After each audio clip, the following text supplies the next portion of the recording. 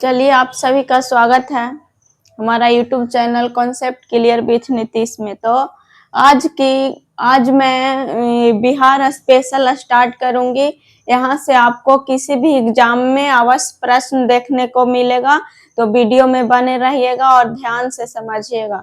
तो चलिए स्टार्ट करती हूँ।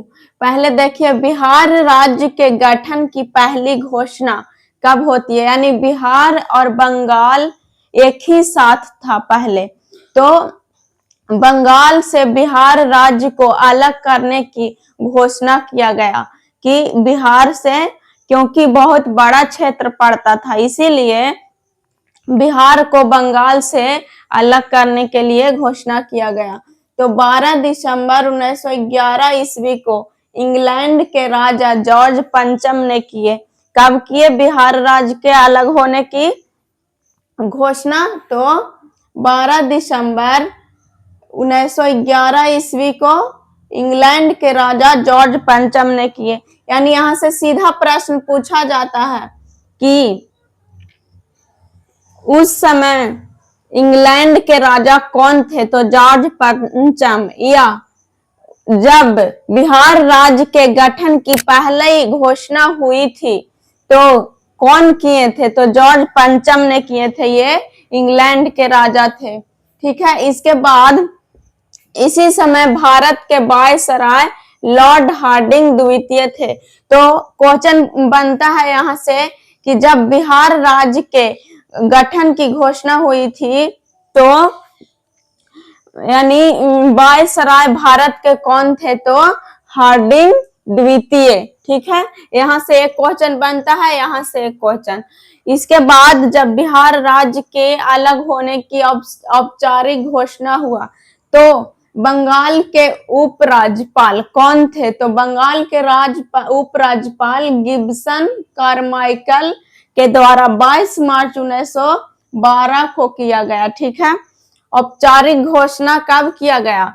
तो 22 मार्च 1912 ईस्वी को किया जाता है। बंगाल के उपराज्यपाल पूछा जाता है कि इस समय बंगाल के उपराज्यपाल कौन थे? तो गिब्सन कारमाइकल के द्वारा 22 मार्च 1912 ईस्वी को घोषणा किया गया। ठीक है, तो 22 मार्च 1912 ईस्वी से ही बिहार दिवस 22 मार्च को और जल दिवस मनाना प्रारंभ हुआ था। ठीक है, जब बंगाल अलग हुआ और बिहार के साथ झारखंड, उड़ीसा और बिहार, झारखंड और उड़ीसा एक साथ रहा, तो पूछा जाता है क्वेश्चन कि बिहार के पहले उपराज्यपाल कौन थे? तो बिहार के पहला उपराज्यपाल चार्ल्स स्टुअर्ट बेली है। चार्ल्स स्टुअर्ट बेली 1 अप्रैल 1912 ईस्वी को पद ग्रहण किया। अब आप पूछेगा कि अच्छा 1 अप्रैल 1912 को पद ग्रहण हुआ तो 22 मार्च को क्यों मनाया जाता है बिहार दिवस?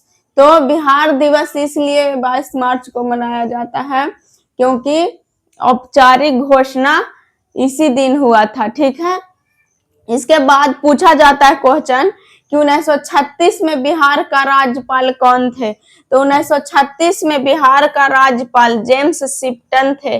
ठीक है, जेम्स शिप्टन। ये हमारा क्वेश्चन बीपीएससी 3 बार पूछ चुका है, यानी कि 2036 में बिहार के राज्यपाल कौन थे? तो जेम्स शिप्टन। ये 3 बार बीपीएससी प्रश्न पूछ चुका है।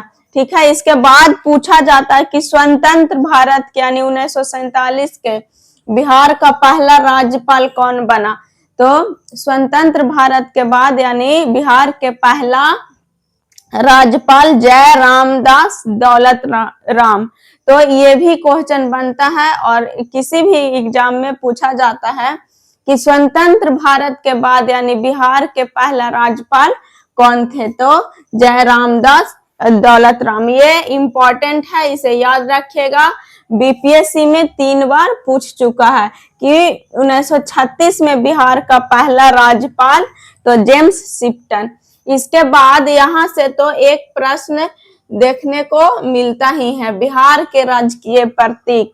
तो बिहार के राजकीय प्रतीक पक्षी गौरैया हो जाएगा, गौरैया का ही इंग्लिश नाम, और स्पैरो है। तो कभी कभी गौरैया के जगह पर सेटर क्या करता है कि इंग्लिश नाम को हिंदी में लिख कर दे देता है, तो स्पैरो भी दे सकता है। आप लोग ध्यान दीजिएगा कि गौरैया का ही इंग्लिश नाम स्पैरो है।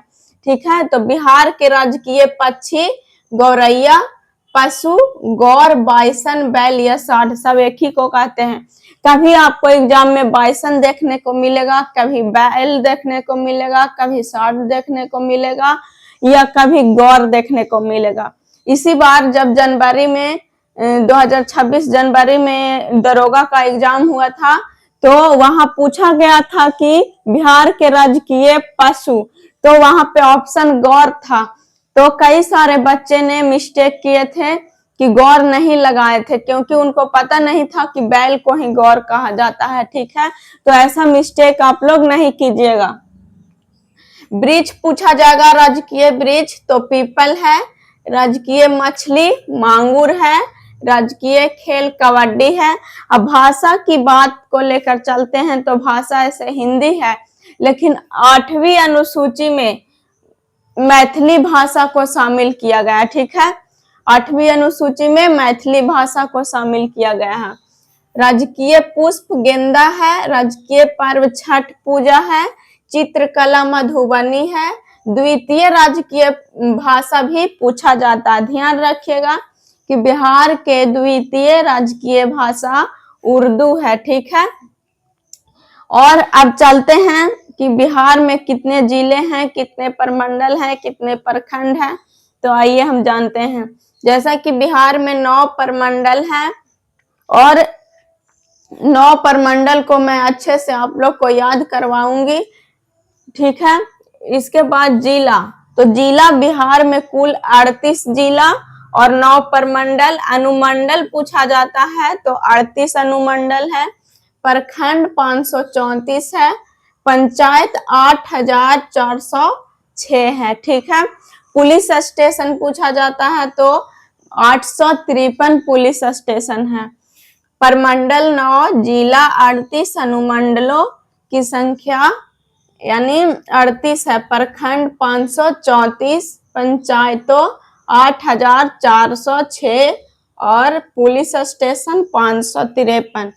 राजस्व ग्रामों की संख्या पूछा जाता है, तो बिहार में राजस्व ग्रामों की संख्या 45,103 है। ठीक है, लोकसभा सदस्यों की संख्या 40 है, राज्यसभा सदस्यों की संख्या 16 है, विधानसभा सदस्यों की संख्या 243 है, और विधान परिषद सदस्यों की संख्या 75 है।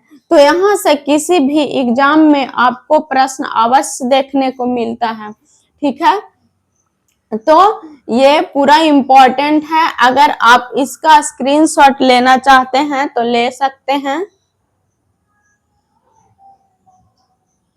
क्योंकि इसमें जो भी मैं बताई हूँ वो बहुत इम्पोर्टेंट है। ठीक है, इसके बाद मैं प्रमंडल बताऊंगी, नदी बताऊंगी, और बिहार में किस मिट्टी है, कहाँ पे खादर है, बांगर है, बिहार में कौन सा धातु कहाँ किस जिले में पाया जाता है, सबसे अधिक जनसंख्या कहाँ है, इसके आगे मैं बताऊंगी। ठीक है,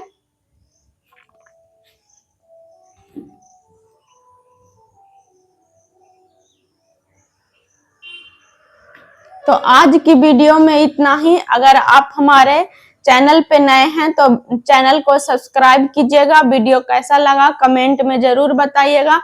फिर मिलते हैं नेक्स्ट वीडियो में इसी टॉपिक को लेकर। ठीक है, तो वीडियो देखने के लिए थैंक्स। अंत तक जरूर देखिएगा वीडियो को।